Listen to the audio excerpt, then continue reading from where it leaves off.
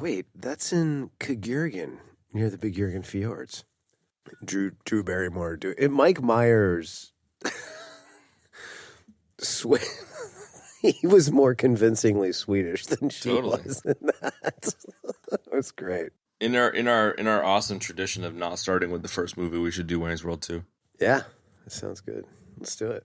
I love Wayne's World 2 because I love that guy, the roadie, that they find. I had spent way too long. I don't even remember. Yeah, no, the guy, the English guy, and they're like, "Hey, who's this? Who's this old lady? You in this picture? That's my old lady." So stupid. And then he has like the diorama of the stage, and he's got the 2 machine gun nests on either side. That's so good. Now these babies tend to heat up, so use 3 round bursts. Oh my god. Hey, Miss Bella, look here. Stand by. One for C-Lab, 2 for Troy Eagle, 3 for Wolverine to round out the trio in this episode. Everybody dies. Welcome, everybody, to another episode of The Blah, also known as the EBD Podcast. I'm your host, Groovy Mulvey, along with Snar Jar Higo. Hey. And Glad Chat. Yeah. Welcome. This week we're talking about the very groovy 1984 classic Temple of Doom. Kalima. Starring Indy! Dude, Kaaaaate Capshaw knocks it out of the fucking park with this one. And Data. And Kaaaaate Capshaw!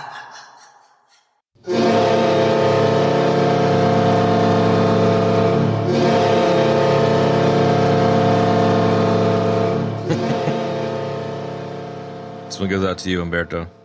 yeah, man. Hold on, let's get a little hockey jam music going here. Yeah, what's that song that you always used to sing? The local... Brass Bonanza. There you go. The local hockey team song. It's not the local Whatever the fuck it was. song. It's this right here, dude. I'm gonna do it. I'm gonna play You it. ain't even jacked already? I'm Mr. Eject. You are. Should just call me Eject instead of Kev. It was stupid.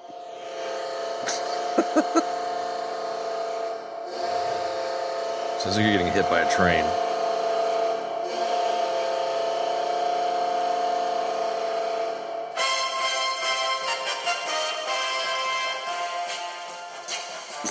It does slap.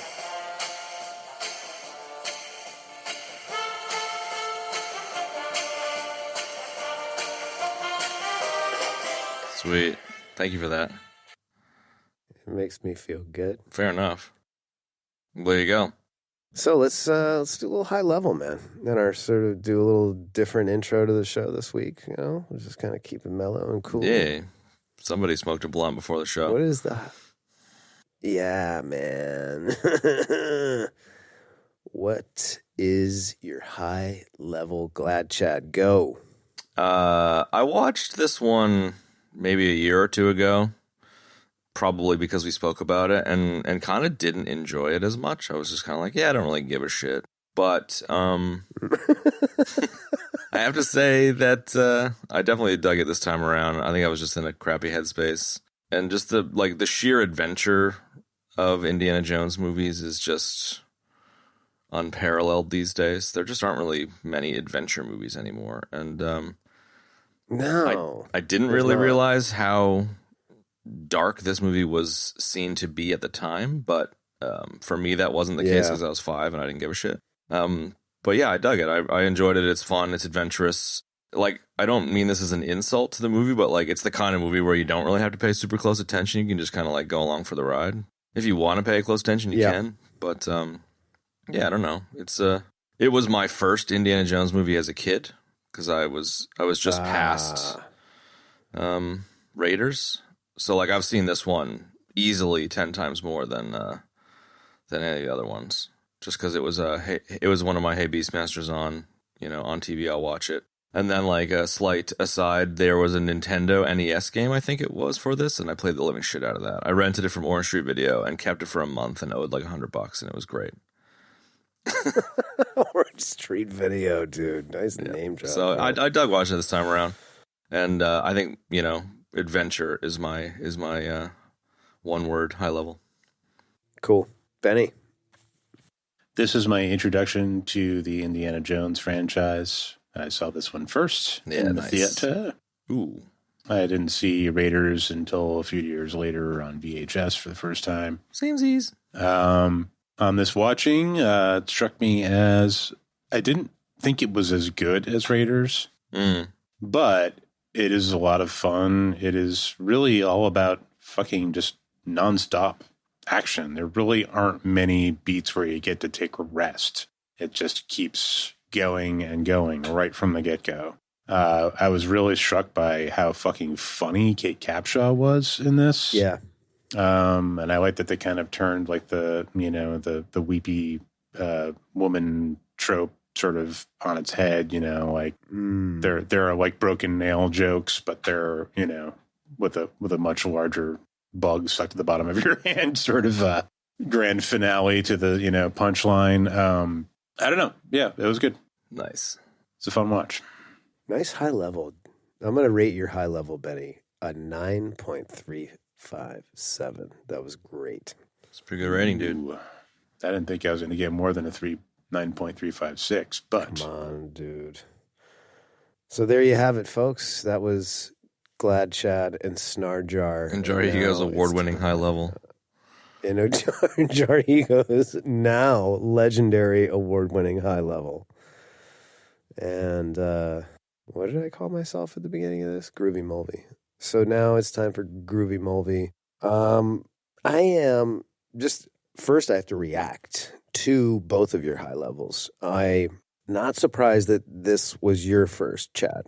I am surprised that this was Ben's first indie movie. I saw Raiders of the Lost Ark in the theater. I sort of feel like you guys kind of got lucky in a sense, because I didn't even realize until this very viewing and a little bit of reading that this is a prequel to the other two movies. I didn't even know that. So in that sense, I feel like you guys are kind of lucky because chronologically you've seen them, you know, in order. This takes place, I guess, in 1935 versus 36 and 38, I think. So pretty cool in that respect. Being as I saw Raiders first, this one I think was always, I don't know, not my favorite because it was so different. Not that I didn't like it, I just didn't watch it as much, you know, and like once the third one comes out, it's like we're back to like, you know, Nazi country, and that's always fun. So everybody loves Nazis. I don't know. Yeah, I know. So that was different for me. Raiders was always kind of like my jam, you know. But that said, I hadn't really seen it in a while, and I was very delighted that it was on Prime, so I didn't have to go through the agony of firing up my Blu-ray player and picking up the remote. It's a tough life. Play, right? So that was great. And I really enjoyed the movie. Like, I agree with Benny. Like, it is nonstop, man. It just keeps going and going and going. It's definitely darker. I didn't really notice that until I read that, you know, that this was kind of the impetus for the PG-13 rating. This and, let's see, Red Dawn, which we did, had the first PG-13 rating, and the Flamingo Kid. But, like, this was this and Gremlins kind of started that whole debate. Sure. So... yeah, I guess it's definitely darker, you know, kind of looking back on it, you know, there's some pretty sinister kind of shit going on. I mean, Raiders seems fucking like tame these days, though. Well, it does seem tame these days, for sure. You know, I would say that, like, Raiders is pretty dark, too, man. You know, it's like, you know, dudes melting at the end. Like, that's just as bad as somebody reaching into your chest and pulling out your flaming heart. But, yeah, it's fun. It's a great movie. It's a great, fun movie, man. And there's, you know, some interesting, cool things in there. It's like the whole idea of the dinner, you know, I was reading that they were just trying to come up with like the grossest things you could think of, you know, it worked. I didn't even realize that. Like it was great. So yeah, I really enjoyed it, man. It was a good watch. I watched it a couple of times, you know, Enjoyed it thoroughly. And it's definitely like it's moving so quickly that you're like, oh my God, this is over 2 hours. And then you're like, oh wow, it's done. So yeah. Yeah. Great movie and a great adventure movie. And like one of you said, there's just not enough adventure movies anymore. Not like this, and there's something, I don't know what it is, something romantic or whatever about that period of time, man, from like the end of the 20s to the 50s. It's just so cool. And, these movies really capture the essence of that in a great way. So, yeah, kudos. That was sort of a rambly high level. If I was rating my own high level, I'd probably rate it like a 4.1. But at any rate, that's it. There you go. I feel like the adventure stuff, sure, and then I feel like there's like another layer of like any kid would love this just because, one, it's nonstop, so you're not going to get distracted by boring adult shit. And two, the gross out kind of dinner scene would delight any like 8-year-old, you know what I mean? Totally. So there's definitely like kind of the childhood kind of element to this too, I think, for me. Yeah, well, and I think just to add to that, like the other thing too that's cool about this, similar to Goonies, because that's like a great kid adventure movie, like a straight up kid adventure movie. But like this one's cool because it's like an adult adventure movie, but there's a kid and he's helping out the hero, Yeah. and that's like, you watch it and you're just like, whoa, that's awesome, man, No doubt. And that's, I think, part of the reason why I thought we should do this one is just like shout out to Ke Huy Quan, dude. I so love that kid in this movie. I know, I do too. And I love that we've done like 25 Ke Huy Quan movies in the space of like 3 months. All the movies he's ever been allowed to do. Pretty much. 3. But yeah, the I think the key for me is that Wait, it hit did at the you right just time. say The the childhood key esque. for you? Whoa, yeah, exactly. Nice The one. adventure / charming to a kid kind of thing here is just where it's at. Yeah. The key to life. The key to life. Get it? Get it? Is happiness in your household. There you go. No doubt. Ke Huy Quan. Ke Huy Quan. Ke Huy Quan. His intro is awesome too. Sorry, go ahead, Benny. Yes, his intro is awesome. Excellent, man. I was struck by how, like, kind of the same he is. Like, I did a through line thinking about, like, Everything Everywhere All at Once. And, like, there's just something, something about him that carries through even from, childhood. No doubt. He's got a cool child quality. He kind of, like, retains that, and it comes through, I think, and Kind of like Dalai Lama-esque, what he does. Joyful. Yeah, joy, yes. He seems to be Very. really joyful Very. person. That's why he's perfect as Waymond, Like, I feel like, we covered it in that episode, but he's just such a kind soul. Like, I don't know, he just seems like he's such a kind person, and it really comes through. And it's a little bit easier to see that in, like, a 8-year-old, 9-year-old, because most 8-year-old, 9-year-olds tend to be still pretty childlike or whatever, but the fact that he retained it through his life is pretty awesome. No small feat. Yep. No small feet. Not when you strap blocks to them. So yes, you can reach the pedals. Remember, there's nothing like that intro. Like, immediately we go to, like, the blocks on the feet, and you're just like, dude, this kid is driving a car that is sweet. This is a sweet car. Did you guys see I have never seen this, and I was pretty blown away by it, and you guys probably both have seen this, but the name of the club is the Obi-Wan?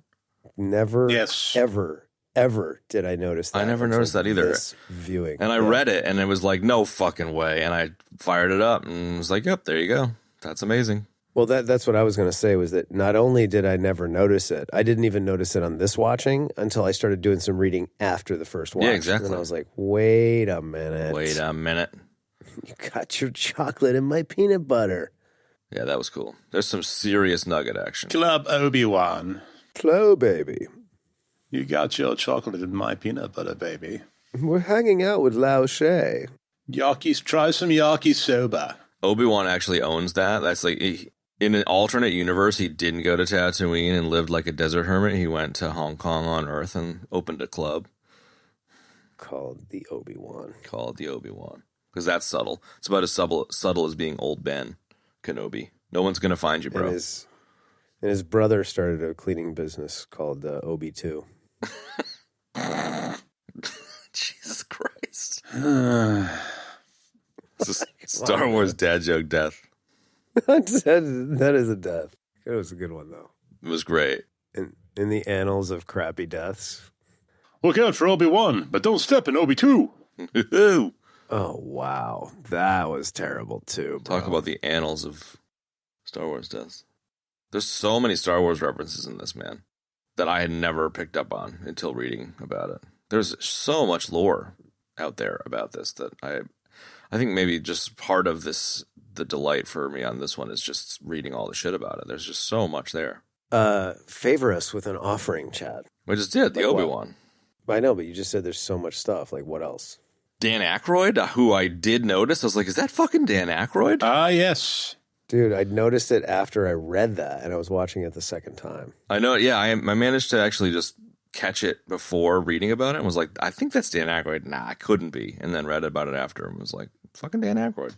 I did not read about it, and I caught it. But wait, I thought you were talking about Star Wars references or Star Wars Easter eggs. There is, yeah. There is... I'm trying to remember where it is in the movie. I think it's when the Om Nom Shivai guy goes down into the fire pit. When the door opens, there's a Vader's lightsaber sound mixed into it. What? The Millennium Falcon's engine's not working is part of the sound when the airplane engines die, which I definitely picked up on that. And then there's a bunch of other stuff. The red and blue, the blue left tunnel, blue lightsaber, red right tunnel, red lightsaber, good and evil. There's just a lot of little nods to Star Wars in this. Wow. That's cool. I didn't notice that. It's just kind of, I mean, it makes sense to like navel gaze into your own shit with Lucas and Spielberg being like, let's just sprinkle some shit through here. But it's still like, I like it. It's kind of the right time has passed for that nostalgia to be like not on the nose. If you watch this in 84 and you were like an adult, you're like, dude, I know you made Star Wars. You really didn't need to put like 10 Easter eggs in this fucking movie, bro. Like, I get it. Yeah, really. I know. But 40 years later or whatever, it's pretty cool. Yeah, it was pretty cool. Yeah, Dan Aykroyd was a pretty cool little that cameo. Was delightful, man. I know. Apparently, like, so what I read was that not Dan Aykroyd and Lucas and Spielberg all make appearances in that plane scene. So they're all in there, but Dan Aykroyd's sort of the one, that we see the most of. Yeah. I didn't catch any other cameos really, but I guess there's quite a few. I didn't see them, but I read that they were there. You know what I mean? So they were probably just like, the guy in the background moving boxes or whatever, Yeah. Yeah, the Dan Aykroyd one was great. And then when I watched it, I was like, oh my God, it's so him, man. It's like once it's like, it's obvious. I mean, if you're nerds like us. If you're total fucking dorks like us. Yeah. Yeah, never noticed it before this viewing, but I definitely picked up on it. Yeah. Yeah, maybe it's just that we, you kind of have to pay attention in a different way when you're doing a show on it. So it is always great to catch something in a movie that you've seen a million times. Yeah, definitely. I mean, just to be clear too, like from my high level, like just because this wasn't like my favorite or my first, doesn't mean I haven't seen it 1,000 times. I haven't seen it in a long time, but it's been a while. Yeah. Maybe to do a little bit of play-by-play, the opening musical sequence into the poison, kicking ice around and diamonds around the room, like it's very Indiana Jones-esque. So indie. But also like dipping in from the musicals of the era and stuff. It was just, I had forgotten about that sequence. I knew it was there. I just forgotten about the scope of it, because it's really, it's pretty broad. And I really enjoyed the inclusion of it. I also was impressed reading that Kaaaaate Capshaw, I mean, she did a lot of things in this movie that were, sort of against the grain. She dyed her hair. She learned how to sing in Mandarin for that song, which I was very impressed with. It's a good intro for her, man, here. Yeah, really, really good. And I read that they wanted somebody that was kind of the opposite of Marion Ravenwood, and they nailed it. Check. She was, the totally I broke a nail girl. It makes way more sense to have, the flailing, tropey damsel when played against Marion. But since I had never seen the other one, it just was like I didn't connect it, I don't know if she still gets a lot of hate for this, but like I've always heard shit talk about her in this, and I just don't get it. What? Who? Kaaaaate Capshaw? Yeah, just like I am imagining the Star Wars nerd that like no matter what you do, they're unhappy kind of thing, you know? So like Marion is way better. Well, that's what. Is that how that goes? Yeah, that sound is them trimming up the edges of their neck beard. Yeah, there you go. Well, I mean, it's kind of obvious, man. It's like you get the first movie with Marion Ravenwood, and it's just like, okay. And she's like a total brawler. She is. She's a brawler. She can drink, weird Nepalese guys underneath the table, and then you get Willie, who's like the polar opposite. So I'm not surprised to hear that this haters be hating. Yeah. It's pretty typical. And then you get the blonde Nazi lady from I was Crusade. about to say that. Who's great. The sort of best. Well, she's like the best of both worlds. Yeah, she's like a total dish, and she's capable. You know what I mean? Yeah. She can kind of do it all. And she's charming. Yeah, we gotta do that one. We'll get there. Where I was gonna go a second ago is like, and it could close out that stuff as the opening is I don't know what word I would use for it, but like we've got a deal. I need my money. He's like, well, I'm going to double cross you. He's like, well, I'm going to triple cross you. Well, I'm going to quadruple cross you. Yeah.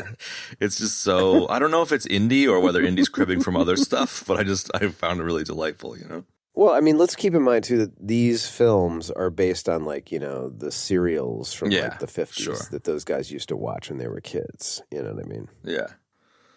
So it's just some random dude pulling out a gun like Greedo, and it's just like, whoa, pointing a gun at me, bro. You win. And it's like, well, my henchman's going to point his gun at you. I'm like, whoa. Like, okay. I mean, I liked how, the opening was... It was big. It was like a huge cannon shot. You know what I mean? So it's like we get that awesome musical number. We've got a villain who's like, super tropey. He's so much like a Bond villain, He's just such a villain, man. Like in the most literal movie sense of that definition, And it's just like the whole thing with the antidote, like just everything just works so great. And then the whole goofy, like kicking the antidote and the diamond all over the room, For like 45 minutes.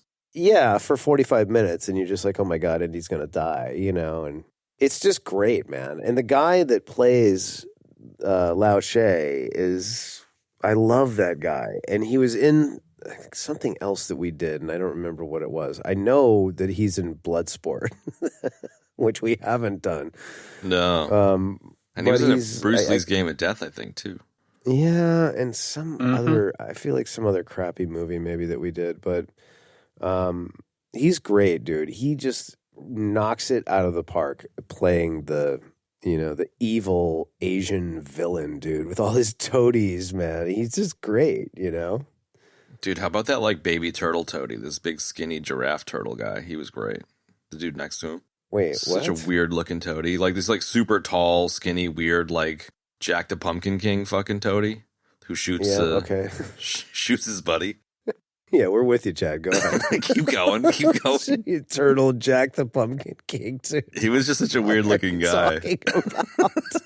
The toadies were great. And the one dude was just like, I ran into your buddy last night and lost a couple fingers. And he's just like, fuck you, man. Yeah. It's great, dude. I don't know. And it culminates in the most Indiana Jones thing that I've seen in a while, the fucking rolling bulletproof gong window jump. Like, it doesn't get much more Indiana Jones than that, dude.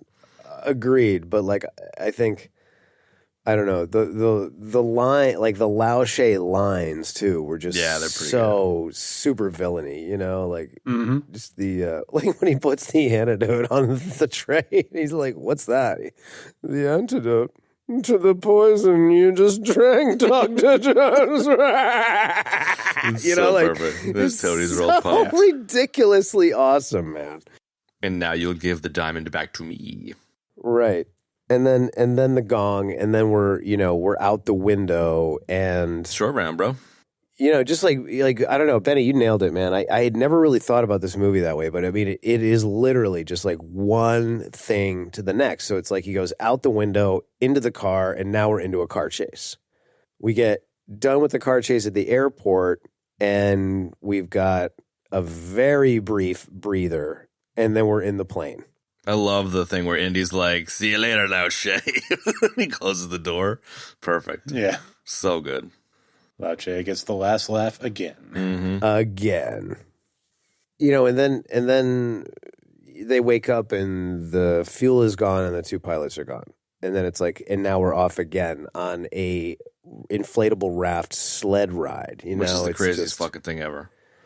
It is. And then we get a little bit of a breather, you know, only to find out that the children in the stone, all the children in the stone have been stolen from the village. And the guy's like, yeah, you got to go get that back for me. And It's a he's like, sign all right. from God. Yeah. Yeah, I like that scene, the scene where they're sitting down with the villagers there and get handed the food, and Kate Capshaw's just like, I'm not eating that. I'm not hungry. It's just like, eat the fucking food. It's just a perfect little distillation of her character. She's such a little princess. Mm-hmm. I don't know. There's a lot of really funny shit in there. Yeah, agreed. So yeah, I mean, like, it wouldn't even call it Act 1. It's the intro is the chase, and then the kind of movie kicks into gear with the beginning of the elephant journey, I suppose, is Act 1, hey? Establishing the initial relationship. Yeah, sure. And they're kind of just getting to Pankot Palace, and Probably the dinner is the finale of the first act or something. right? And then they get into the secret passageway and they find the secret Molaram chamber. Yeah. Because the and dinner it's is like, so wow. delightful. I've always had some serious love for that dinner. And the elephant dinner ride, is- too. Like, the whole Yeah. kind of, look at the big birds. You know, like, Yeah, just so good, dude. They kind of had a little bit of a Three Amigos around the campfire moment there, you know, with Willie changing and the snakes and Yeah. poker game stuff. Yeah, it was a little bit of that for sure. But But they really did a really good job of like kind of creeping her out with creepy critters Sure. every moment, you know, and they never bothered really anybody else. They never bothered Indy or Shorty. They just, you know, it was just her. So they leaned into that really hard, and I thought that served it well. yeah, totally dialed up the comedy factor on that for sure. It was almost like they didn't encounter the same things at the table. Yeah, exactly. Like wherever Willie had ended up sitting down, just happened to be like, you know, where the snake filled with baby snakes was, and the beetles my being passed God. around. But Indy's at the other side eating bonbons or something. Yeah, but Right. the best yeah, part he's just like of eating rice yeah. or something. It's like, he's What's the eating big a bowl fucking of deal? plain white rice. Yeah, exactly. I love the guy at the table who like sort of narrates the dinner, and Oh, the big he's fat so dude. excited for every item that comes out. You know? Chilled monkey brains. Surprise. So good, chilled man. monkey brains. He's smashing those giant beetles. Beatles. That would have been a really fun fucking shoot, man. God, that would have been fantastic, man. These would have been cracking up. Can I get like some soup? Fucking Yeah, eyeball. we've only got Eyeball eyeball soup. soup. Dude, as a kid, it doesn't get any cooler. Like, that's like back in the day when you'd get all the shit from under your parents' sink and like mix it all together and pour it all over the bugs under the pavers in your backyard. Like all the weird shit fucking 8-year-old kids do, you know? Making potions and stuff. Oh yeah, potions and fake puke, man. That's it. You know, I gotta say though, like the thing about that dinner, like I was thinking about this while I was watching it. I was like, you know, the sort of funny and sort of sad thing about that dinner, like, you know, this movie came out at a time when like the world was not connected the way that it is now. You know, and other cultures were just so foreign, and you had no way of really having a window into what those cultures were like. And like when I saw this movie and I saw what they were eating at that table, like in my mind, that is what people in India ate all the time. Sure. You know As what a I mean? kid, So of course it you'd make that just- assumption. Yeah, it just became like that was it. That was what they ate, man. Sure. It was like chilled monkey Yeah. brains and all sorts of weird, gross shit. Snake surprise. Yes, growing up in the sticks of Connecticut and having no idea otherwise. I remember the first Exactly. time somebody was like, "Hey, you want to go get some Indian?" I was like, "No, I don't think so." No. No, I'm good, man. Yeah.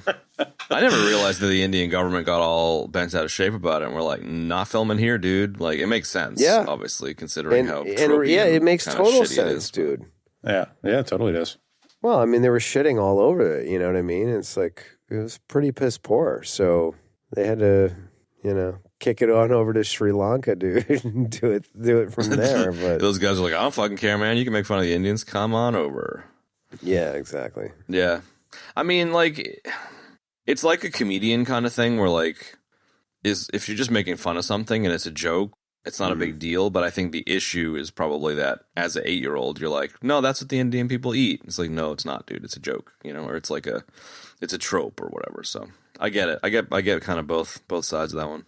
I don't think it was meant to be disrespectful. It was just meant to be, like you said, a serial-based adventure movie. It's not even like it's a parody of what Indian food is like. It's like just like the weirdest, most of it's like, they could have come out with like a plate of spiders or something. It's totally made up. Right. I guess really what they were going for is like that idea of like, when you're you don't know what people are actually eating, like you don't know what it is, Yeah, dude. Like whenever you encounter a new kind of food and like smells weird and like you're not sure what's what, and you're kind of like, oh, what Dude, we've all been there. I think it's sort of a play on that for Willie, but yeah, unfortunately, like I can see people being upset about it. Yeah, totally. But at the same time, it's also just like ridiculous, No doubt. Yeah. No doubt. Yeah. I don't know if I've ever mentioned it on the show, but I spent a little bit of time in Turkey when I was young, just like backpacking, and made friends with these dudes. We would play pool. Like they were Muslims, so they didn't drink, so we would just like drink Coca-Cola and like fucking hustle people for pool and stuff.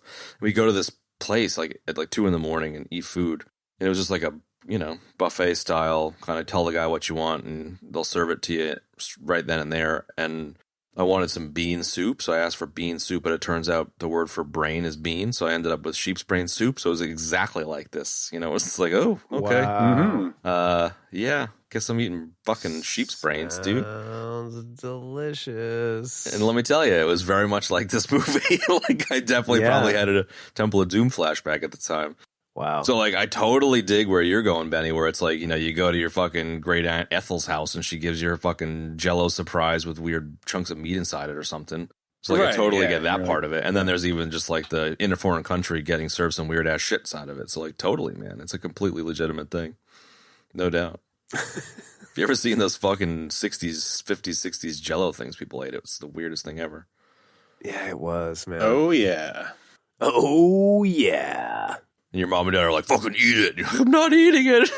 Fucking eat it. There's no fucking way I'm eating that. Love it. Because that's what it was all about, man. Yeah. Eating crap that you did not want to eat. To be polite to the old lady with the Jell-O. Oh, mold. yeah. There you go. Sure. Love it. Dude, the dinner scene is The like... old tomato Jell-O mold. Oh, God, that's gnarly, dude. The dinner scene is definitely one of the most iconic scenes for me in action-y, adventure-y cinema. It's great. It's too I good. absolutely love it. And then the little kid chimes in, well, I was thinking about this. It's just like, all right, kid. Yeah. I think that part of what makes it great is the contrast of reactions that's going on. You've got Willie and Short Round that are just like, bugging out, will not eat. And then you've got the dude narrating the dinner who's so into everything that gets put down. And then there's Indy with this bowl of rice and the Brit with a stick stuck up his ass. Yeah, the Indian guy that went to Oxford, and then the Maharaja or whatever, the kid, and they're all just like, kind of calmly, quietly chatting away during the whole thing, and it just, I don't know, makes it funny. It's just good like that. No doubt. Yeah, no. There's a lot going on there. Oh, yeah. Thank you for the tomato Jell-O photo, Benny. That's, Ooh. I couldn't do it. I couldn't do that now. Oh, God. Wow, that's gross. What is that? It looks like some sort of spaghetti sauce that got frozen into a gelatinous blob. It's pretty gross, dude. Oh, mine. Pretty gross. I guess it was very much like you said, Benny, where it's nonstop action. I had forgotten just how wham bam it gets. Like the dinner scene is one of the few scenes that's like lengthy but not action based. However, because it's so gross, it like fits. You know, you're on the edge of your seat, kind of in a different way. But it goes straight into the whole like secret passage shit. You know, where they flirt for a bit and then it's like it's balls to the wall, bugs and death. You know. Oh, man. And it's glorious, dude. Because, I mean, there is nothing better than freaking secret passages, man. Covered in cockroaches. Yeah. Yeah. Really, really great. And another nod to Capshaw, where it's like they're about to get crushed to death. And she's like, it's gross. And she's like, fucking hurry up. Yeah. It's so good. Maybe, too, like, I love how often Short Round fucks things up.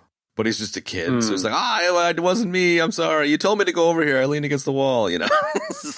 It's so great, dude. Like, Capshaw and Short Round, I really feel like the two of them make this movie. Like, it just wouldn't be anywhere near the same movie without them. Because they're kind of playing the straight man in the dinner, where, like, they're having the reaction that anyone else would have. Meanwhile, everyone else is having some hoity-toity conversation. And then, like, you know, Indiana Jones is the fucking John Wick of secret fucking chambers. And, like, he's like, don't step on that. And Sharon's like, fuck, sorry, bro. Which is exactly what we would do, you know? We would totally step on that fucking thing. They make the fucking movie. Yeah. Especially in that, the bug, weird sword-crushing chamber scene. Like, it's just perfect. And then her ass fucking hits the button at the end. You know, wow, it's just so that much is stuff. so gnarly, dude. Sorry, Chad.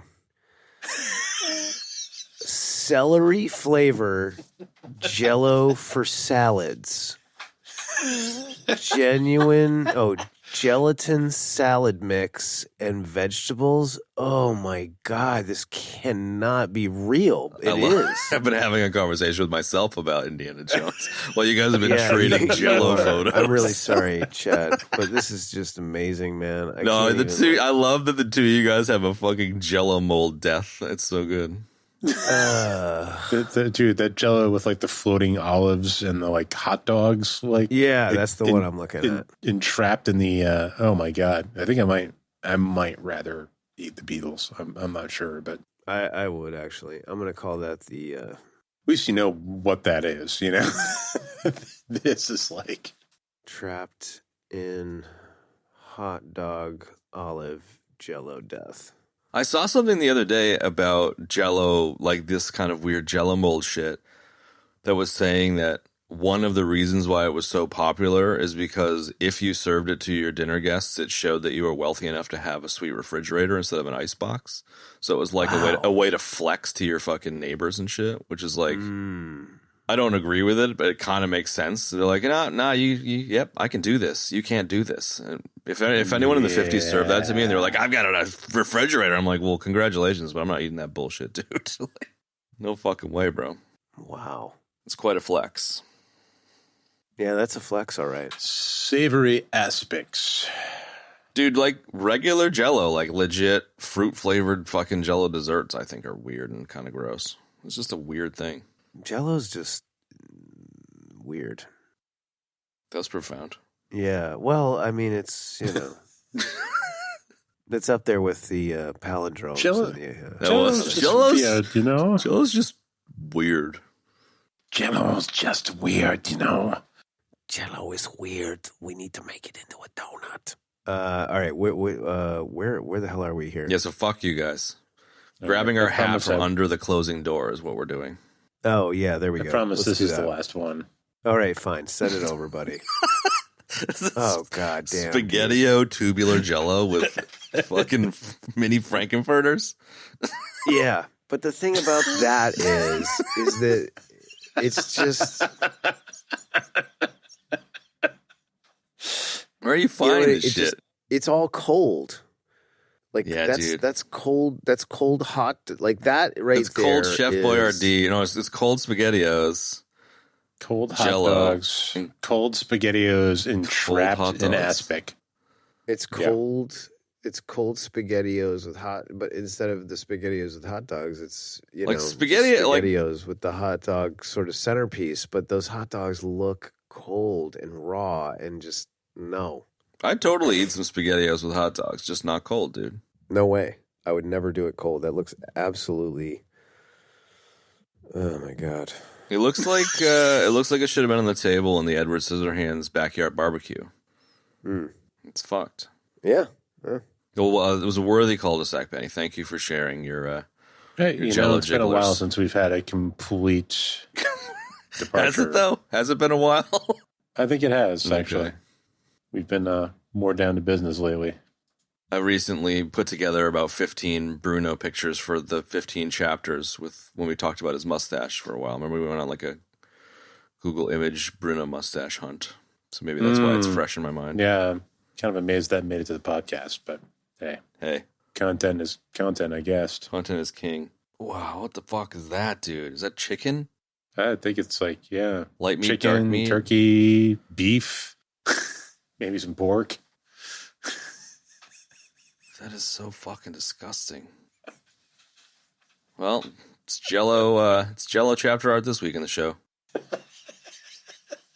This is like a pot roast dinner in Jello. That's your pot of stew that has been left to sit in the Blade Runner house, turned upside down. It's pretty fucking gross. If you're still with us, dear listener, and you're sick of hearing about Jello, I will simply say that we have chapter art of all of these Jellos, and you can follow along at home. So I think now that we're through the bug area, we are on to Om Nam Shivai. Also a fucking legendary, iconic scene in the history of adventure cinema. Kalima. So fucking good. Well, that one will stick with you. That'll stick with you. Go ahead, yeah. It sticks with you. Like I'm viewing this, I'm thinking about this movie through the eyes of me at 8 years old. And like, okay. Gross dinner, bug scene, crushing stuff, heart ripped out. Like it's like you don't get any more amazing for a young 8-year-old C-Lab. Yeah. I'm all in. It kind of becomes a gross out fest. It kind of does, but I'm just kind of on board with it. Do that whole section. Yeah, but it works. But it really does. So brilliantly. That's interesting that you say that too, because it really is pretty much the whole way through, and then it turns into the swinging from the whip punch fest. Like, that's where it shifts gears, kind of. Yeah, totally. He swings across, they get busted, thrown in a cage, the prison, and there's just like, punches for days.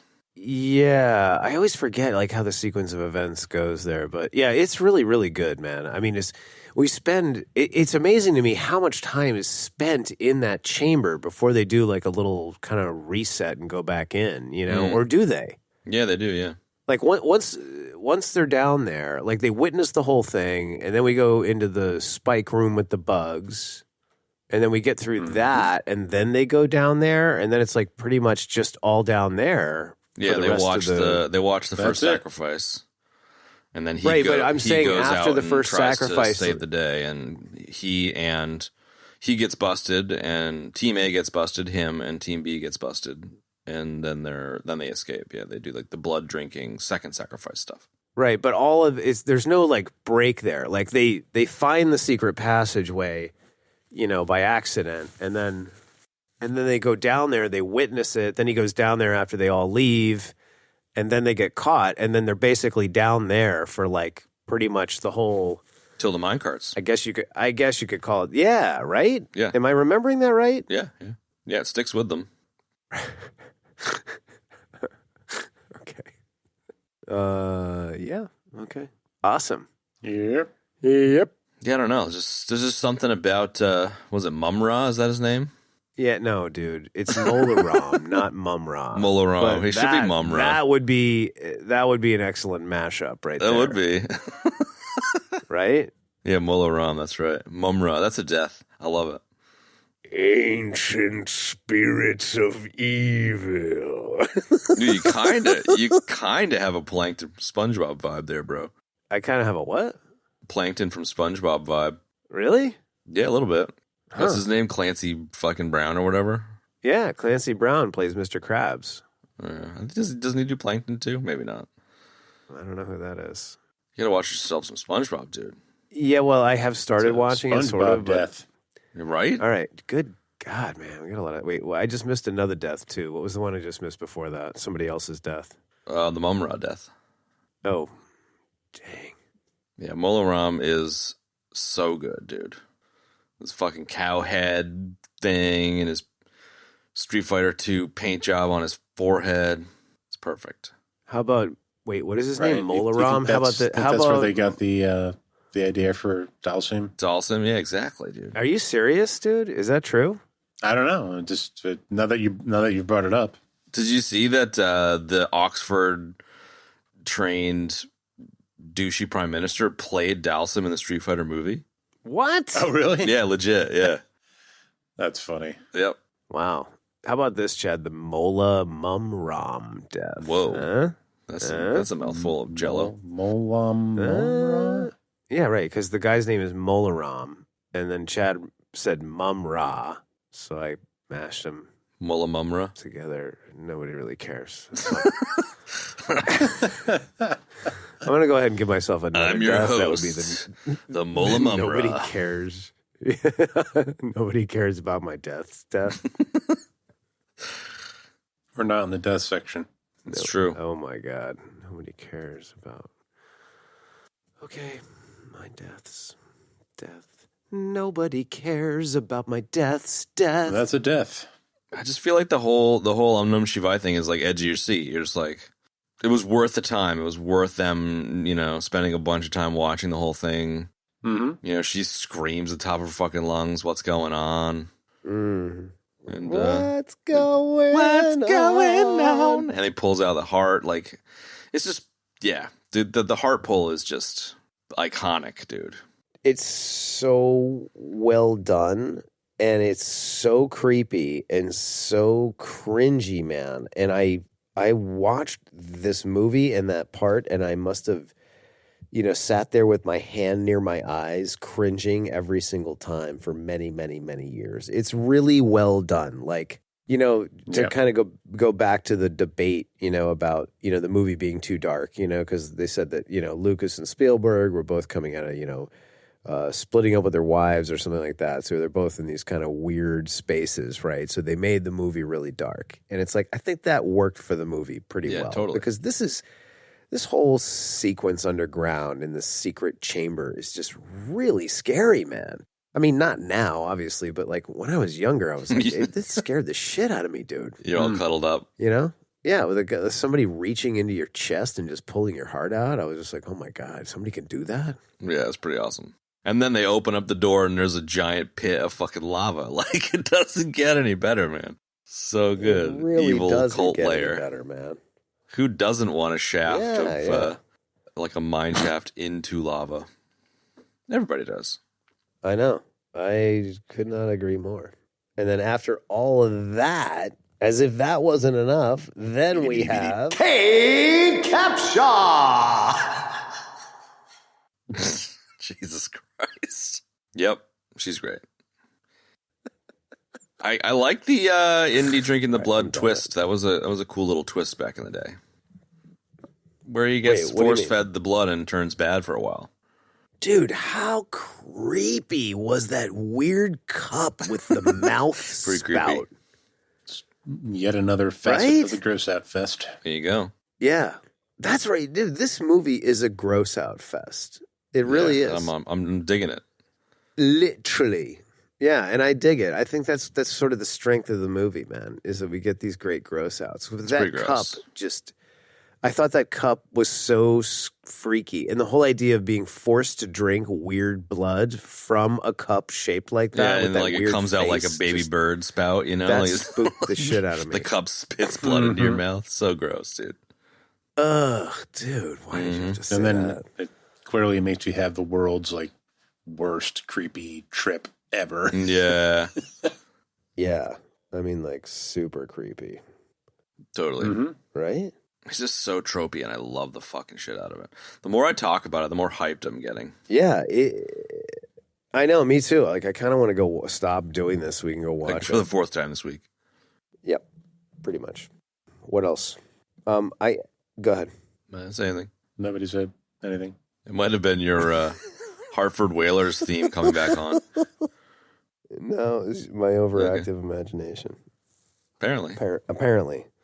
I was just gonna say, like a shout out to the sets in this were just so No doubt. good, man. Like there's sets that look epic and they kind of look fake, but this just did not look fake. It looked so authentic, man, and there was just so much attention to detail, and just the whole idea of the palace with this huge secret underground lair, with a lava pit, dude. I mean, my God, that was like the cherry on top, man. A cherry on top of your snake surprise. Cherry on top of my snake surprise. That's right. So I just thought the sets were excellent, man. It was like, the whole underground thing, the palace itself, like the mine cart race, like all of that stuff was just so fantastic, man. And it looked fantastic. And it just, really added such an excellent element to this movie. I think one of the reasons why I'm getting so hyped talking about it is because of that wham bam action nature where you don't have time to really appreciate it. It's just like boom, boom, boom, boom, boom. But like everything we've talked about is like iconic, Mm-hmm. It's just it really is. Just the dinner and the dinner and the bug chamber and the heart tearing all by itself. Like those three things are iconic. And then it's like the bridge battle and the minecart, which is even more iconic. Like it's just one thing after another, man. Like just legendary moments in movies, in action movies. It is. And again, like I never thought about it this way, but Ben so perfectly encapsulated it in the opening, saying that it's just a nonstop, thrill ride. Straight out of Universal Studios or something. Just a few, like the rides. Yeah, just a few beats where you can come up for air for a second. You know what I mean? But then it just keeps going, and that's the sign of well, that's kind of stupid to say, but it's I wouldn't say it's the trademark of a great movie, but it's the trademark of a good action movie.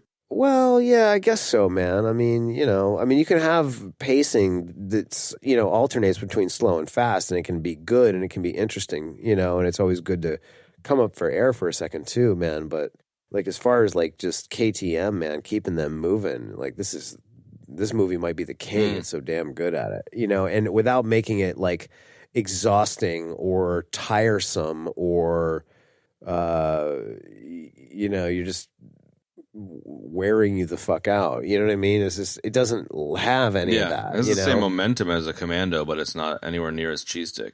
No, it's not cheesy at all. Like, this is like really great. This is totally like a great film, because the story is great too. Like Commando is just a bullet fest. Yeah, shopping, eating baby deer sandwiches. I don't have the key. Here's a bulldozer. Commando's amazing. Yeah. It is, but it's a different thing. Come on, Kev. It's a different I know thing. it's amazing, but you know what I mean. But they both have a similar, maybe not pacing, but they both have a similar kind of wham bam nature, and it's interesting to kind of view them against each other. Because I totally think this fits in that balls to the wall action trope, but it has a lot of other pieces underneath, a lot of layers underneath it. Dare I say that these movies came out in the same year? Have. Commando and Indiana Jones and the Temple of Doom? I think they might have. This was 84. For some reason, I feel like Commando was 86. Yeah, I was just going to say. I think you might be right. So what you're actually saying is that Commando copied this. Yeah. Kind of, yeah. Can you imagine if Arnold was Indy? Dude, be pretty good. What the hell would that be like a McBain. Like? Willie, go! Which is the idea. It's like a Raw Deal where Arnie's a goddamn Italian mobster. The idea of him being like a hyper-intelligent archaeologist is just delightful to me. And how? I don't know. In this movie, he never would have had a chance to stuff a big old stogie into his face in celebration. It's true. I can see him smoking a stogie at the dinner scene, though. It would have been a good, trope for the, like he keeps trying to like have a moment with a cigar and then gets interrupted. Totally. And then ends up lighting it off the bottom of his shoe after the minecart stop.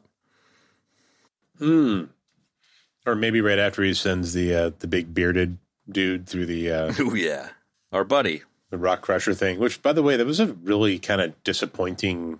Considering how much of a gore fest the movie was, like that dude getting pulled into that wheel, like And they're just sort of being like a little smear of blood. Like, Small stain I on bet it. you they had to tone it would that be a one lot down. worse than that, I feel like. I could totally see the ratings people being weird about that particular piece.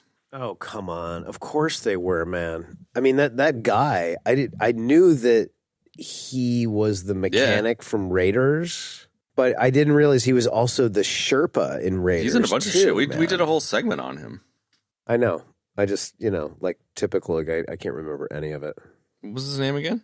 Joe Piscopo? Joe Space. I have no idea. Pat Did Roach. you just say Joe Piscopo? Yeah, it was Joe Piscopo. You shouldn't hang me on a hanger, Johnny. My mother hung me on a hanger once. Once. Yeah, it was Pat Roach. That's who it was. Pat? Of course it was Pat Roach. I just forgot his name. Oh, of course it was our buddy Pat Roach. Friend of the show, Pat Roach. Friend of the show, Who's Pat cousins Roach. with Joe Piscopo.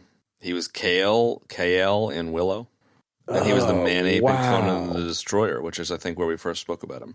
The man Yeah, the ape? big monster at the end. Oh, right.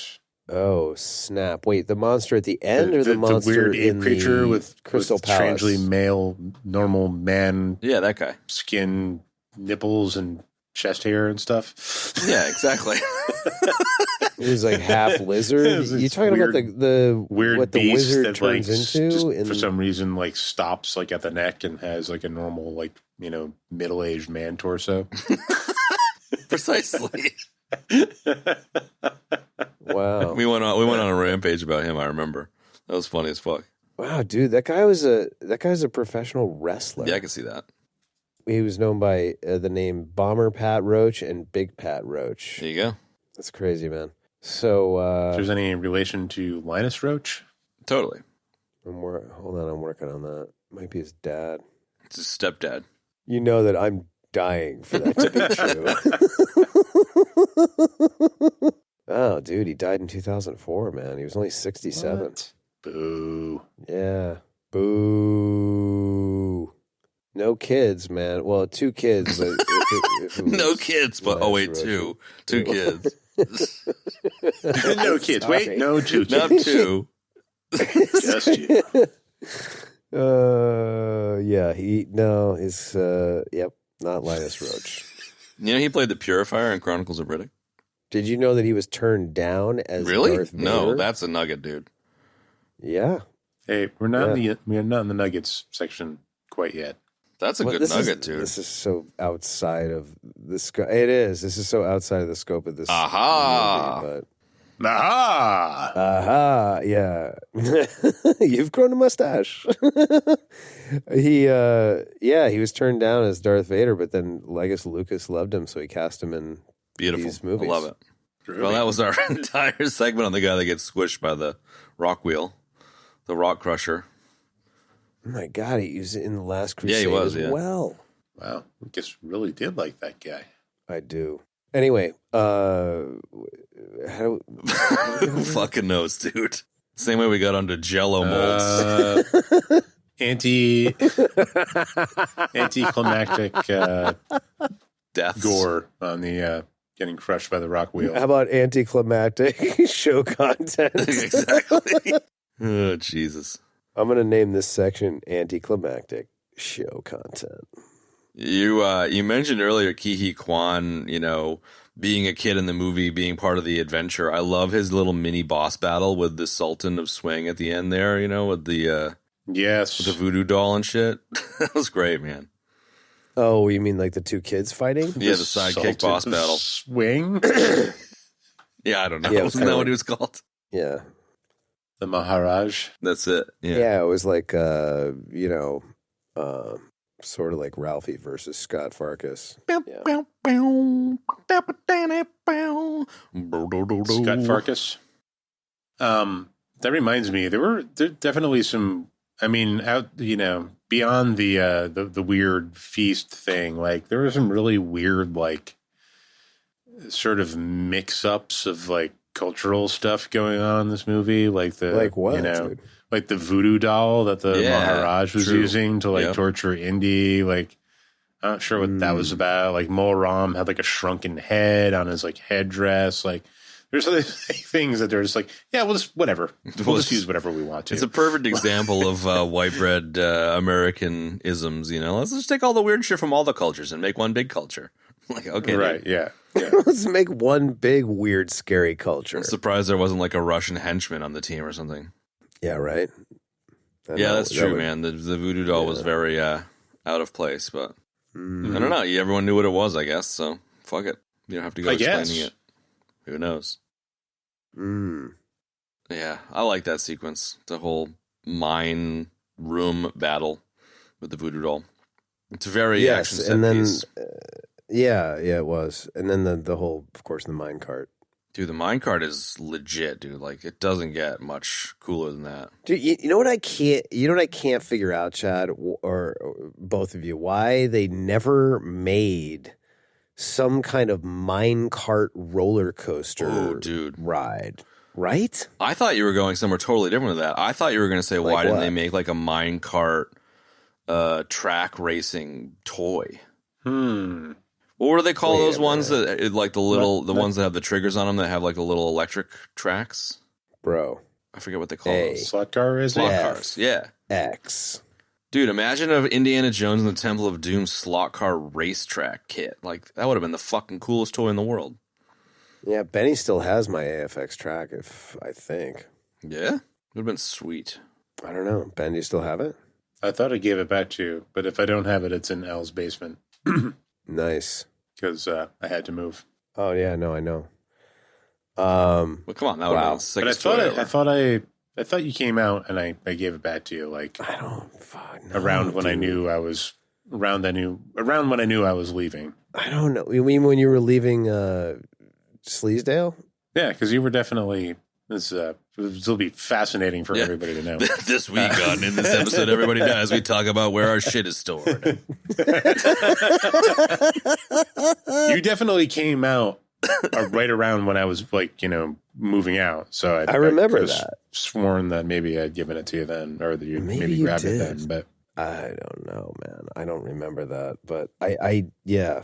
Well, you know what, Chad? I mean, in all fairness, this is a pretty nerd item, dude. AFX slot car tracks they have made them prohibitively expensive because they started charging like $100 for the cars. So it's not like, and this one's vintage, bro. I had this since I was, a teenager, basically, or whatever, young quasi-teen. And I also gripped my buddy's set, so I had an extra mega huge set. You also what, your buddy? I gripped my buddy's AFX set. Okay. You gripped it? Yeah, he brought it over. He brought it over, and I was like... Is that a euphemism or something? You never heard that term? I gripped it. Like, I kind of stole it. You double Dutch ruddered it? Oh, my God, dude. I like it. I've never heard that term, and I like it. So what, you made like a super track? No, like he brought it over. We were like, it was one of those things where I was like, bring over your track and we'll combine them together. It's like the ultimate track. Yeah. The Voltron of tracks. And I will form the head. Voltron of tracks, exactly. And I'll form the head, exactly. So he brings the track over. We combine the tracks together. Form the head. Exactly. We form up the tracks like Voltron. We have a super AFX track, and then he leaves it at my house, and he never comes to collect it. Then he got hit by a bus, and now it's mine. At which point it became mine, and then I took it with me when I moved to Nantucket. Ipso facto, I mentioned it to Jarhigo one time, and he's like, "Dude." So we set the whole thing up, man, and we used it, and then we broke it out. And it went into a box in Jar Jar's attic. And that was the segment. End of worthless story. I love those things. I love it. What, the AFX tracks or these crappy stories? Yeah, I love these crappy segments. Some pretty amazing basement, like the whole fucking middle of the basement is just like AFX giant hell. Totally. Giant track that Oh, yeah. man. Yeah. Yeah. Yep. Speaking of ejecting. Jesus. So anyways, mine cart. A mine cart track. I guess. Mine carts aren't very interesting though. Like that's... Are they not? No, they're not. Hey, dude, I got this sweet minecart AFX track. I'm not feeling that. I feel like it's the. I feel like it's the It's set, not a though. Porsche I feel like it's like or the like a tunnels fucking and shit. GTO or like a fucking monster truck. It's a mining cart, bro. Dude, I'm gonna grip that. I really feel like it's this. I don't know. What I'm imagining in my head is just like a sweet. It's like the tunnels and the like raised up area and the like fucking little track jumps and shit. I think that would be cool as shit. But fuck you guys. Okay. What about if it was a Matchbox set? Yeah. What about if it was like a Hot Wheels It could track? be a Hot Wheels. It doesn't have to be a track. Like a lot defensive. You're like, no, it's not worthy of a true slot car track, bro. Like, okay. You don't know what you're talking about, dude. You are Clearly not I down don't. with slot cars. Yeah, clearly, I have no fucking clue. I think what I'm saying is that it still doesn't pan out for Hot Wheels. No, Or if anything, it's worse. Because, like, really, you're going to grab like a... but that's the thing. The track, like, Dude, the Hot Wheels mining cart. sweet. I love how hung up we are on this, but like that's the thing. Like you get the set, and it's a giant mining fucking like action set, and then you can put your other sweet fucking Camaro Hot Wheels on the track. Like it's not like you only can use the mining cart. Nah, dude. Nah, brah. All right. I love how cockblocked I am here. Like I'm onto something, and you're both like, "Fucking no." You know what? You know what's happening to you right now, dude? You are in a pit of quicksand. Dude. And the more you keep describing I'm in a pit about of quicksand, and you guys are both just fucking laughing at me, surrounded by long sticks. Yeah, there's like every time you mention some other Anything. facet of the playset, you sink deeper. You're, like, into you're the so quicksand, fucking man. lame. Like, all right, dude. Fuck your stupid idea, you fucking stupid fuck. All right, bro. No, this is what nerds do, dude. I get it. I get it. Yeah, this minecart idea is just. Remember that time you had that stupid fucking minecart idea? Oh, don't worry, dude. We're gonna remind you. I love it. I can't wait. All right. Anyways, roller coaster. Great idea, Kev. So, cool. Let's talk about that. So, some sort of life-size, realistic roller coaster. Didn't they do ride one? would be I could have sweet. swore they did one. I don't. I would be think so. surprised if there wasn't. I some definitely kind of- remember doing the Indiana Jones ride at Universal Studios when I was a tween, and I think a minecart was part of it, but maybe I'm full of shit. I don't think it was a roller It would coaster. be I think it was more of stupid a if they ride. didn't do it. You know? Yeah, I mean, you have to. Stunt spectacular, brah. Wow. It'd be like not doing like a Endor speeder bike ride. You know, like Dude. Yeah. What? That would be sweet. It would be sick. I don't Right? think have they done one? I'd ride the shit out of that. I would be amazed if they they should. They definitely should. They should do a Forest Moon of Endor ATX track. Shut AFX track. You mean AFX track, That's what I meant. Chad? Yeah, I'm dead. Get I said it the right. wrong acronym for your sweet toys. Yeah, you did. And now you must die. Dude, AFX Giant Raceway HO slot Close car set. the 280. Yeah, bro. 289. I would totally spend $289 on that. Oh my god. All right, I'm going to just close that out. The mine cart scene, too. It's Okay. regardless of the roller coasters and the Right. ABC track, it's a cool scene. It's the coolest scene. It's one of the coolest scenes in all of the scenes. Sweet miniatures, It's great. giant bucket I of agree. water. It's really good. It's totally great. And, unrealistic. just Who gives a shit? totally unrealistic, including the sort of the punchline of Indy like stopping the cart with his feet, Totally. burning through the soles of his shoes. that was and so being ridiculous, like, man. water, and then all of a sudden, immediately, there's like, It's perfect. I love how his feet were like smoking, man. Like, why would they be smoking? That was so dumb. Ugh, and the dust and the trash cans. The Oh my god, the dust, bro. and the like 50 gallons of water that makes it 6 miles into a mine shaft and shoots out like a fire hose is great. It's perfect. Oh, it was awesome, man. And then standing on the side of the cliff and the water's like breaking through the sides of the cliff. Like, it was so excellent. With like the worst composite shot that makes it even more delightful. Yeah, it was pretty beat. It was beat, but it's like, I like it though. It's so beat that I like it, I think. No, it's kind of like the old claymation shit from back in like the Clash of the Titans. Like, it's just so bad that it's good, kind of. Sure. Yeah, it was cool. We need to do the original Clash, man. That is excellent. Nah, we should do the remake because that's good. Double feature with that and one of the new Transformer movies. It's got what's his face? No, not happening. Who's the what's his name? No, in Avatar, dude. Scott Bakula? I don't know. No, Scott Bakula. The dude from Avatar? Yeah, just tell me before I have to. Oh, the go wheelchair check guy it in out. Avatar, that character? Yeah. I don't know. Hang on, I can look it up for you. I got it, dude. You got it? the dude that's in The dude? That dude? that guy. Hey. Yeah, Joe Piscopo. this is same guy that was in the Clash of the Titans.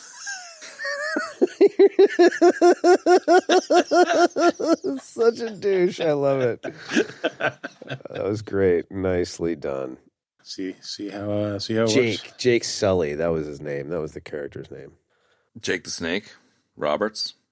I was trying to do some stupid mashup that was not working out in my head and is not worth uttering. Well, out loud. if you keep delaying, it might actually get funnier. Yeah, keep dragging it out. Yeah, right. That's what I was thinking. What was the guy from Clash of the Titans going to make a joke about it? Hang on, let me look it up.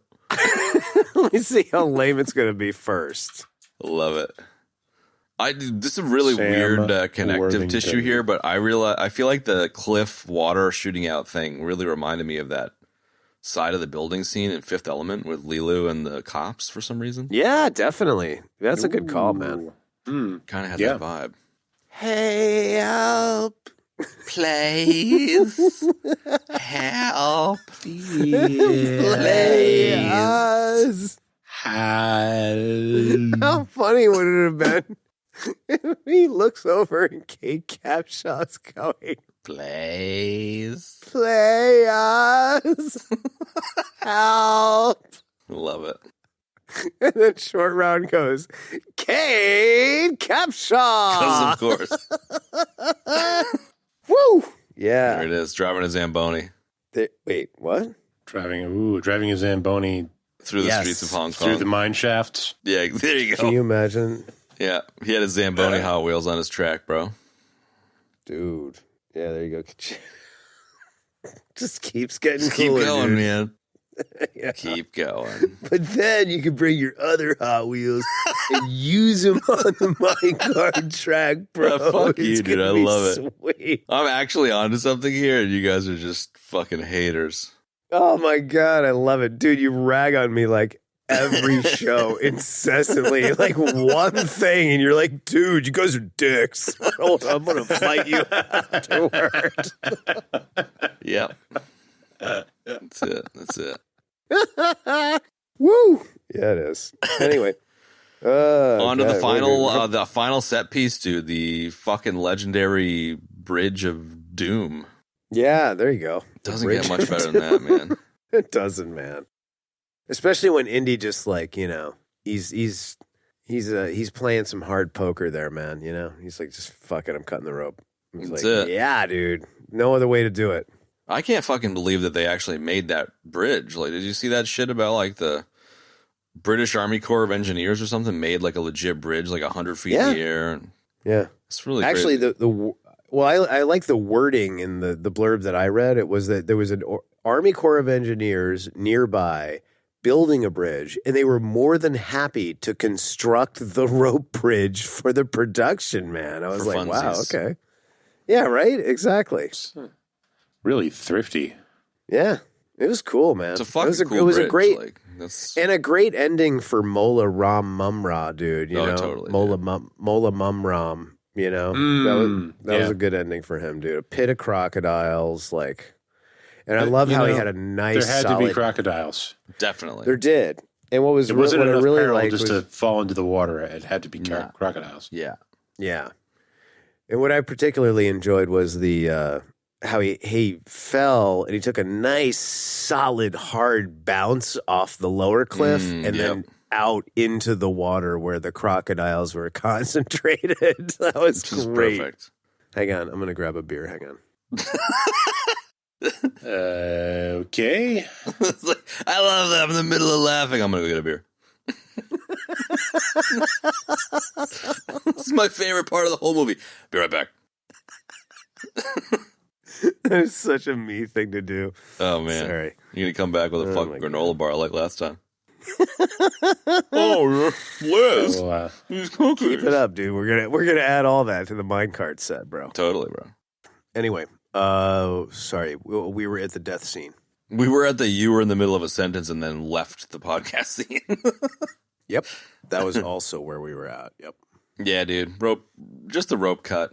I don't know. It just keeps ratcheting it up. You know, you get he's trapped on a rope bridge and he slices and dices the fucking thing and then climbs like a ladder, and then the fucking Brits come and start shooting people up. Like, biggity bam. There's some serious savior shit going on here. You know, like the random white dude who crashes a plane saves a village, and the random British white dude brings his army along. It's pretty good. It's pretty good stuff. Oh, it's fantastic. Was that Dan Aykroyd that rolled up with all them soldiers, or was that totally different? No, that was the dude. That was Colonel Blumblow or whatever his name was. Colonel Mustard in the ballroom with the candlestick. Yep. Oh, Chad, you're so funny. And then that's it. It's like they go back and make out in front of a bunch of starving people. It sounded really weird when you said that like that. Well, because it is weird. because it's pretty fucking weird. It is weird, Kev. They make out with a bunch of elephant snot in their faces in front of a bunch of poor people. Well, they got their penis stone back, so the village was already looking much better. The children had returned. You know, food was growing. Everything was green and lush. Where it was just like gray and dead before. So they're on the up. They're on the up and up. They're on the up. Yep. Yeah. Save the day. Roll credits. Freeze frame. Jump up in the air. Freeze frame. Indiana Jones. Template 2. Good fucking movie. Grossy laughing, spilling his coffee on himself. Yep. Any bits and bobs, dudes? Yeah, let's do a little bits and bobs, sure. I like it when Short Round drives into the people mover cart with the soldier and his girlfriend in it, and the dude's like lifted up in the air in the opening car chase. Yes, that is so Spielberg and Lucas, dude. That's exactly the same thing that they did in Mando, dude, at the end there, because they had a little robot. Yeah, remember that? Fucking throwback. Call out. Oh, yeah. Yeah, and those sweet mods from Boba Fett. Yeah. Ben's favorite. Space Vespa. You should do some Matchbox cards of that. No. The Space Vespa AFX track set. You get any bobs there, Benny? Covered fucking so much of it. I mean, we blow by blowed this. Yeah, but I think it was worthy.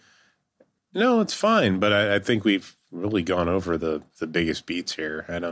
Yeah, we have. Having a hard time thinking of something we haven't covered.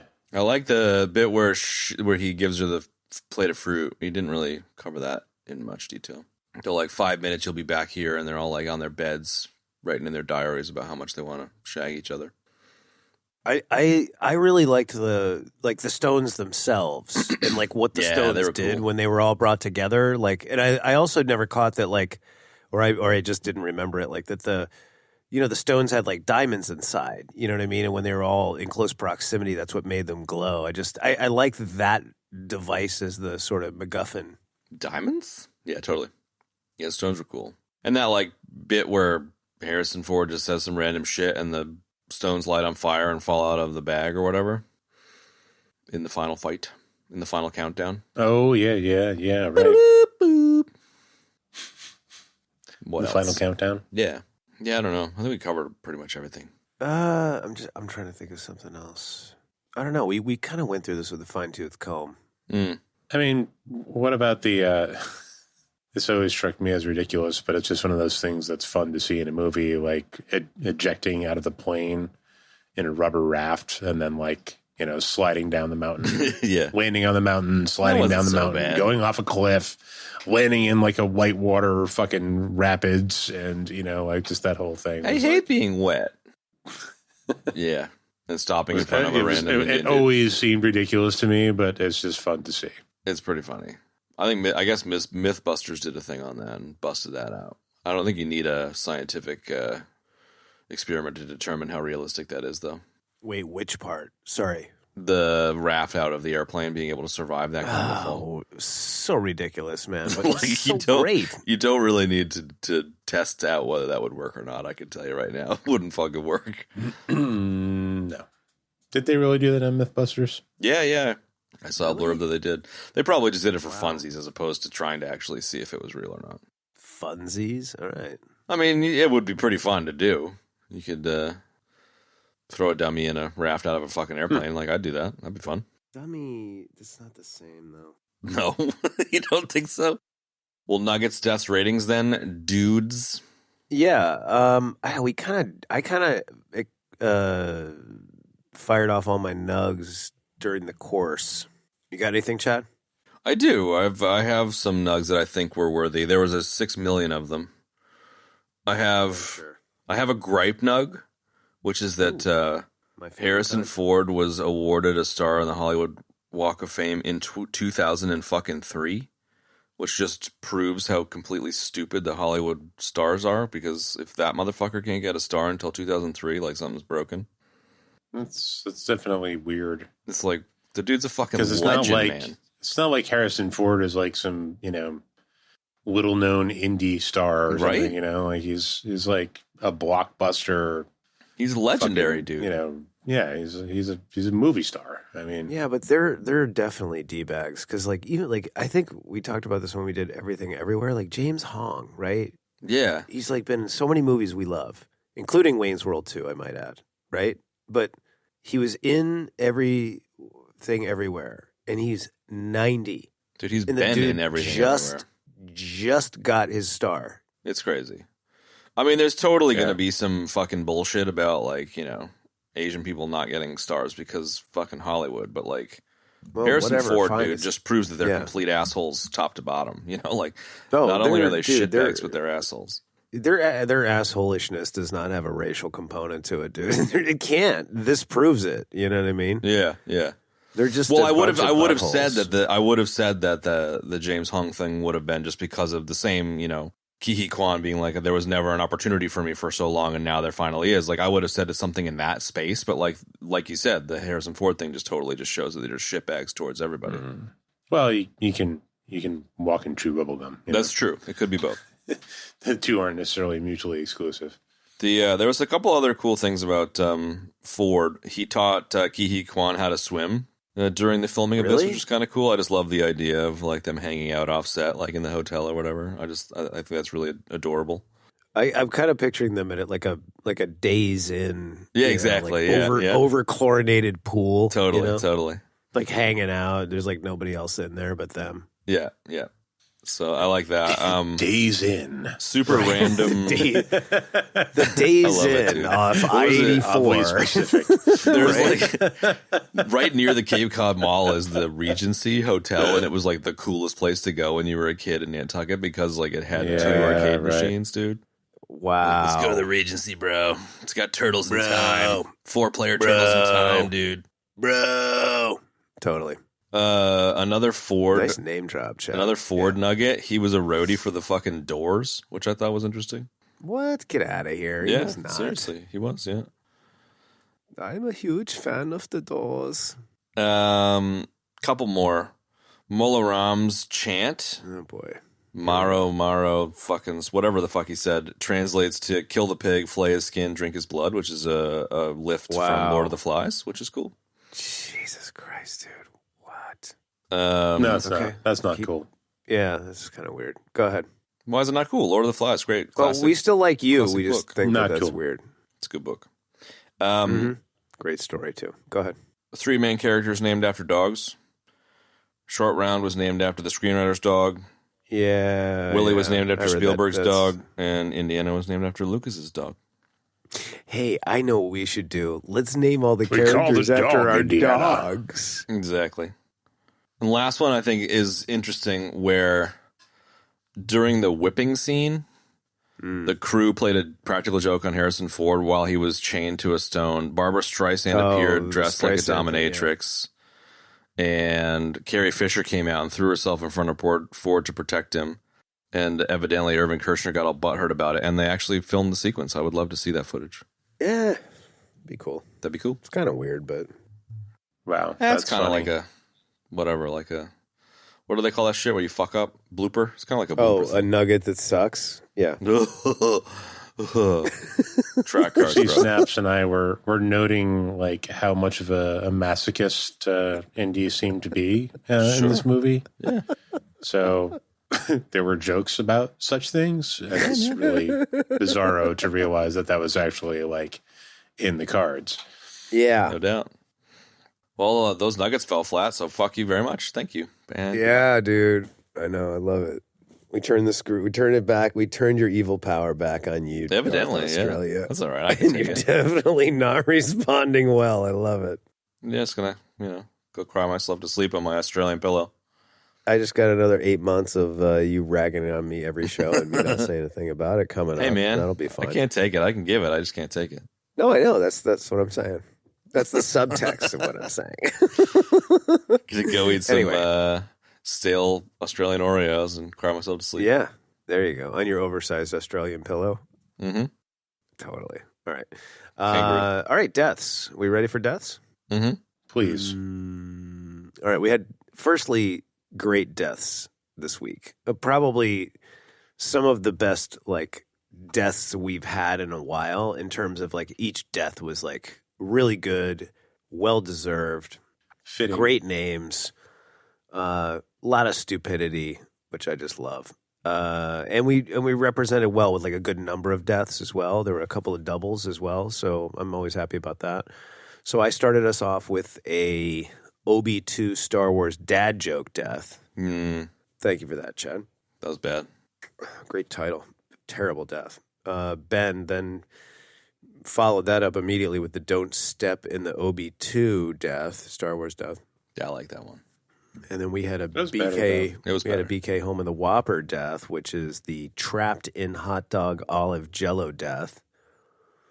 Yeah, that was fucked. And then Chad had the now famous Mola Mumm-Ra death. And then I had a SpongeBob death. I also had a nobody cares about my death's death. And then Chad had the minecart, the now famous minecart AFX set death. Yeah, fuck you guys. Then I ejected on AFX sets. And then Chad and I both had a Clash of the Avatar ejection death. Mm-hmm.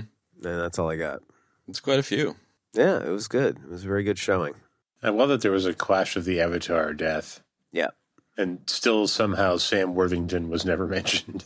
I know. That was kind of the bonus of the whole thing. Right? Bonus. Ratings. I'm just rethinking my rating that was on the algo. So why don't one of you guys go first? Because I was going to rate Okay. it What? fucking nothing. 9. Nice. You're going to rate it nothing. Yeah. No, it's on the 9 algo point- super low, and it's just I'm super hyped on it. So I'm going to go 9.72. This is a great movie. nice. And like us talking about it just made me love it more. Yeah, totally. That's my That's my it. first indie movie. Of course I love it. Yeah. 9. Exactly. Chad. you go Yeah, I'm looking Deep at it. six it to the bottom of hell. No, it was like a 5.4 or some shit, and I just don't think that's legit. I probably put it there last year when I was all grumpy pants. Probably. I'm just looking here, and I feel like it fits in the original Ghostbusters kind See? of coming to America. Mood is even a factor in the mighty algorithm. See? It has to be. It has to be. Oh, now you admit it. Yep. Well, it's flawed. It's definitely flawed. There's no doubt about that. Right. All right, yeah, I think I'm going to sandwich it Human between beings. 84 Must Ghostbusters and Coming to America at 8.2. 8.2? Excellent, man. Excellent. Yeah, I feel like that's That is that's an excellent reasonable. score, dude. Yeah. Oh, that's more than reasonable, dude. Indy. Indy. Oh, shit. What? Bit and or Bob. Every time Short Round says, "You call him Dr. Jones. Oh, totally. It's the best. You call him Dr. Jones." Yeah, I like that too. The kid's got it. Better late than never. Love it. You Indiana Jones that under the door. That was a total hat under the door right there, Benny. I almost lost my right hand reaching for my hat. You did. Almost. So close. That's right. All right. That's right. So, there you have it. Glad Chat, what are we doing next week? The Red Sox. I think we should do Hackers next week. Really? Yeah, because it's terrible. Benny, you up for something terrible? Let's do it. Yep. There you go. Folks, I'm not... 90s schlocky, shitty hacker movie. Yeah. There you have it, folks, with very little deliberation. Burn. We've decided on Hackers, the 1990 classic. The Airborne of cyber movies. Oh, dude. That very well be a accurate moniker, my friend. I definitely think you're on something there, bro. Yeah. I have not seen it in a long time. Hack the Gibson, dude. Hack the Gibson. For real. That's going to be a note taker, man. And a heartbreaker. Nice. Chang chang. Oh, God. Not again. Sorry, Chad. That was the worst. Last one. I had that That's stuck in the my head last for one. weeks. Still love like that. He said he had it stuck in his head for weeks, and then I bum rushed him the other night, and I was like, dude. Got it right back in there. No. That's pretty much what happened. Yep. Sorry, bro. Son of a bitch. Please don't order me. All right, so I have to keep talking, or I'm gonna get stuck on that whole thing. So, folks, thank you for joining us for this very groovy episode of The Blah featuring Indiana Jones and the Temple of Doom. This is Groovy Mulvey saying later. We'll see you next week for Hackers. Yep. Yeah. See ya. Bye. And that is going to wrap up this week's episode. Folks, if you'd like to check out the show notes for this week's episode, you can do so in your podcast app of choice or at our website, ebd.fm/episodes/190,000. Yep, it's pretty accurate. 194. There you go. 194, which I'm sure is what I meant. If you'd like to support the show, there's a number of great ways you can do so. You can contribute on Patreon for this free show. Give us $1. That's it. $1 a week, $1 a month, you know? Chuck a buck. Why not? Patreon.com/EBD podcast. You can also rate us and review us wherever you get your podcasts. And best thing ever, you can tell a friend to check out the show. Super helpful, and we will love you long time for it.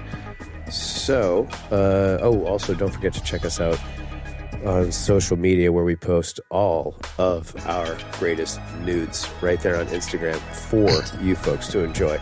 So check that out nudes at news? EBD Podcast. Both at the same time. Thanks for joining us for Temple of Dew, and we'll see you next week for Hackers. Later.